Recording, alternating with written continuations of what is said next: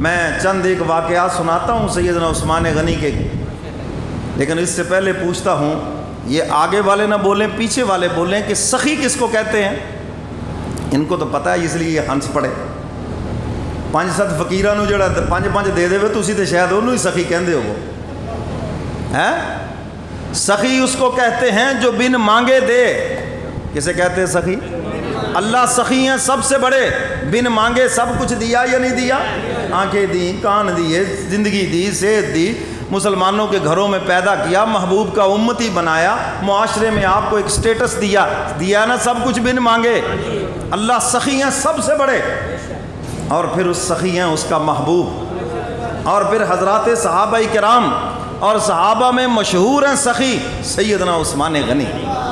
کون مشہور ہیں؟ سیدنا عثمان غنی رضی اللہ تعالیٰ عنہ۔ اور سخی وہ ہوتا ہے جو بن مانگے دے۔ آپ سخی بنیں، آپ کے رشتہ داروں کو ضرورت ہے سخی بن جائیں، آپ کے دوستوں کو ضرورت ہے سخی بن جائیں۔ اسی ماشاءاللہ موبائل بھی بند کر لینے کہ پیسے ہی نہ ادھارے مانگ لیں۔ ہماری کرامات تو یہی ہے نا جی، میں کرتوت تو نہیں کہتا، کرامات کہتا ہوں اس کو۔ آئیے، حضور علیہ الصلوۃ کے گھر میں فاقہ ہے، عثمان غنی کو پتہ چلا، آنکھوں میں آنسو آ گئے۔ عثمان تیرے پاس باغ و بہار ہو اور تیرا محبوب 2 دن سے فاقے سے ہو، یہ تو تیرے عشق کے خلاف ہے۔ اسی وقت ایک اونٹنی لی، اس پہ خرد و نوش کے سامان لتا اور کچھ جناب درم دینار وہ بھی حضور کی خدمت میں پیش کی ہے، اور آ کے عرض کیا اللہ کے محبوب یہ میری طرف سے گفٹ ہے، ہدیہ ہے، قبول فرمائے۔ یہ ہے اصل مالداری کہ آپ کا مال اسلام کے اوپر خرچ ہو رہا ہے، مسلمانوں کے اوپر خرچ ہو رہا ہے۔ سیدنا علی مرتضیٰ رضی اللہ تعالیٰ عنہ ایک دن بڑی خوبصورت اونٹنی پہ سوار ہیں۔ حضور نے پوچھا علی تمہارے پاس تو مال و دولت نہیں ہے، یہ اتنی مہنگی سواری کہاں سے لے لی؟ اس زمانے میں بڑی قیمت تھی۔ عرض کیا اللہ کے محبوب مجھے عثمان نے گفٹ کی ہے۔ یہ صحابہ کا آپس میں پیار ہے، آپس میں محبت ہے۔ تجھے راوی کہے گا، مورخ کہے گا، ان کا تو آپس میں اختلاف تھا، ان کی تو لڑائیاں تھی، لیکن اللہ کا قرآن کہتا ہے رحماء بینہم، آپس میں بڑے نرم دل تھے۔ تم نے مورخ کی نہیں ماننی، راوی کی نہیں ماننی، اللہ کے قرآن کی ماننی ہے۔ صحابہ کو اگر تولنا ہے یا قرآن میں تولو یا حضور کے فرمان میں تولو۔ تاریخ کے چیتھڑے کیا حیثیت رکھتے ہیں؟ تو میرے محترم سامعین، آپس میں یہ محبتیں ہیں صحابہ کی۔ صحابی فرماتے ہیں ہمیں جب بھی کبھی قرض کی ضرورت پڑتی تھی سیدنا عثمان غنی سے قرض لے لیتے تھے، اور صحابہ فرماتے ہیں عثمان غنی سے قرض لینا تو بہت آسان تھا، لیکن ان کو جا کے واپس کرنا بڑا مشکل تھا۔ قرض لینا ایسے جیسے وہ تیار بیٹھے ہیں، آ جائے جی آ جائے، کوئی نہ کوئی آ جائے لے جائے، اور واپسی بڑی مشکل تھی۔ وہ چھوڑو یار، رات گئی بات گئی، قصہ ختم۔ ویسے آپ نے آج کل کوئی نہیں ہے گئے، کیوں جی؟ ہیں ٹھیکیدار تو اسلام کے بڑے پھرتے ہیں۔ یہ ہے اصل اسلام، جس کی تصویر آپ کو نہیں دکھائی گئی، آپ کو غلط تصویر دکھائی گئی۔ ہم ایسے نہیں کہتے اگر اس ملک کے اندر اسلامی قوانین آ جائیں، خلفائے راشدہ کا وہ سنہری دور آ جائے، پھر کوئی آدمی اپنے دکھوں کو لے لے کے ٹھوکرے کبھی نہیں کھائے گا، پھر تو انصاف بھی چل کر آئے گا۔ اور حضرات صحابہ کرام کا وہ مبارک دور جس میں کوئی زکوٰۃ لینے والا نہیں تھا، سارے ہی دینے والے تھے، مبارک دور۔ یہ غربت خیرات سے ختم نہیں ہوگی، انصاف سے ختم ہوگی۔ انہوں نے انصاف کیا ہے دھرتی کے اوپر، خیرات جتنی مرضی کرتے جائیں، غربت بڑھتی جائے گی، آپ انصاف کریں۔ یہ دولت کی غیر منصفانہ تقسیم، اس نے لوگوں کو بھکاری بنایا اور اس نے ہمارے درمیان مسائل کھڑے کیے۔ تو سیدنا عثمان غنی رضی اللہ تعالیٰ عنہ ایسے سخی ہیں، موقع بموقع خرچ کرتے ہیں۔ قرض لے گیا کو واپس دینے جلدی قبول ہی نہیں، وہ چھوڑو یار، رات بڑی مشکل سے واپس قرض لیتے تھے، واپس لیتے تھے پیسے۔ اللہ تعالیٰ نے مال و دولت سے نوازا۔ سیدنا صدیق اکبر رضی اللہ تعالیٰ عنہ کا دور خلافت ہے، امیر المومنین ہے سیدنا صدیق اکبر، اور اللہ کی شان کے مدینہ میں قحط پڑ گیا، اور اللہ کی شان کے سیدنا عثمان غنی کا تجارتی قافلہ بھی مدینہ منورہ داخل ہوا، اونٹوں کی قطاریں ہیں، اناج لدا ہوا، گندم لدی ہوئی اس کے اوپر، اور اوپر مدینہ ایک ایک دانے کو ترس رہا ہے، ایک ایک۔ ہمارے ہاں جب آٹا شاٹ ہوتا ہے تو پتہ چلتا ہے نا کیا کیفیت ہوتی ہے، مدینہ والے ایک ایک دانے کو ترس رہے ہیں، اور عثمان غنی کے اونٹ لدے آ رہے ہیں، پتہ چلے نا سخی کس کو کہتے ہیں۔ مدینہ کے آڑتی، مدینہ کے تاجر سارے اکٹھے ہو کے عثمان غنی کے پاس آ گئے اور آ کے کہنے لگے عثمان یہ سارا مال ہمارے ہاتھ نقد پرافٹ پہ بیچ دو، پھر ہم آگے پرچون بیچ دیں گے۔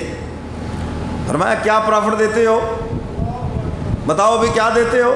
کسی نے کہا جی میں ڈبل دیتا ہوں، جتنے کا مال ہے ڈبل لے لے۔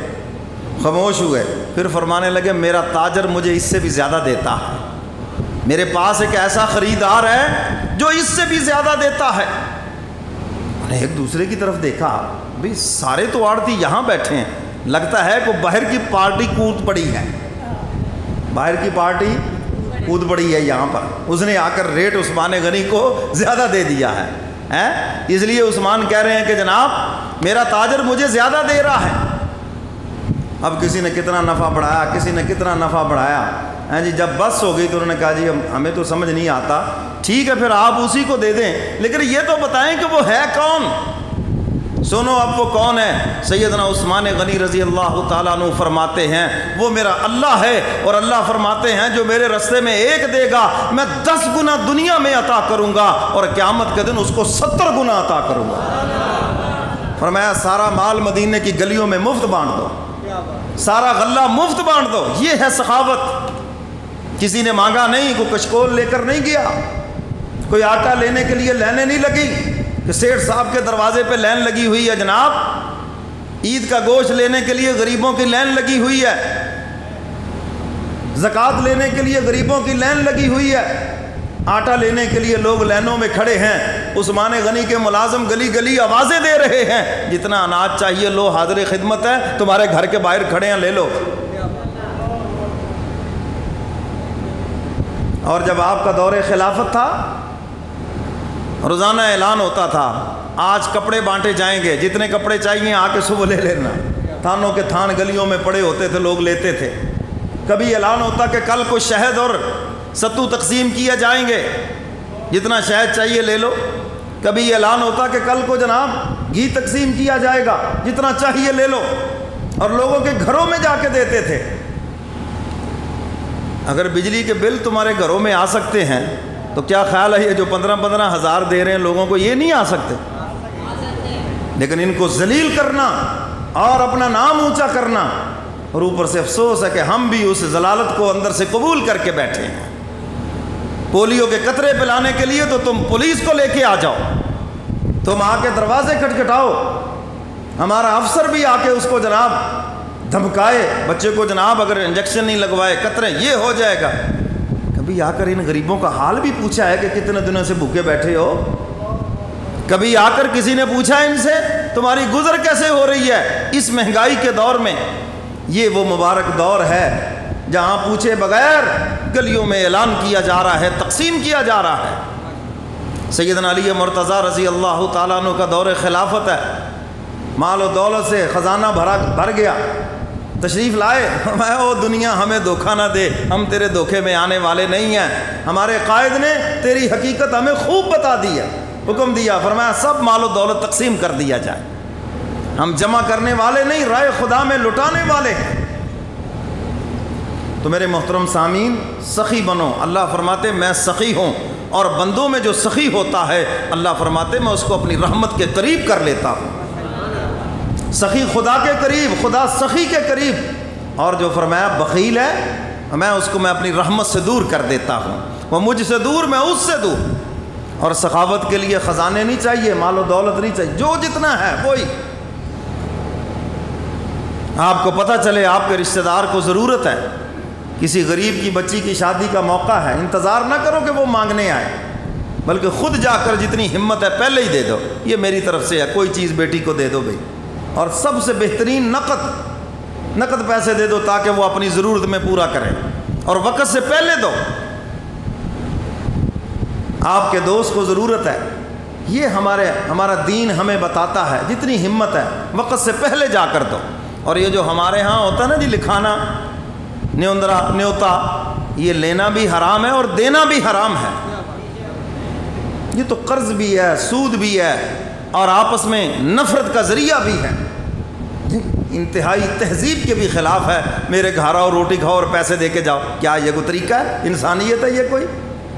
دعوت کر رہے ہیں آپ ولیمے کی، بیٹے کی خوشی کا اظہار کر، بھیک فقیروں کی طرح مانگ رہے ہیں اور باہر برتن رکھ کے بیٹھے ہوتے ہیں. میں نے کہا یہ کاغذی سیٹھ ہیں، دیکھو نام کے سیٹھ لیکن ہیٹھ بالکل.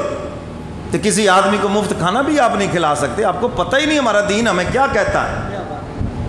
ہاں گفٹ دیں، یہ دینا سنت ہے. شادی کے موقع ہے، غریب آدمی، آپ اس سنت پہ عمل کریں، وقت سے پہلے دیں.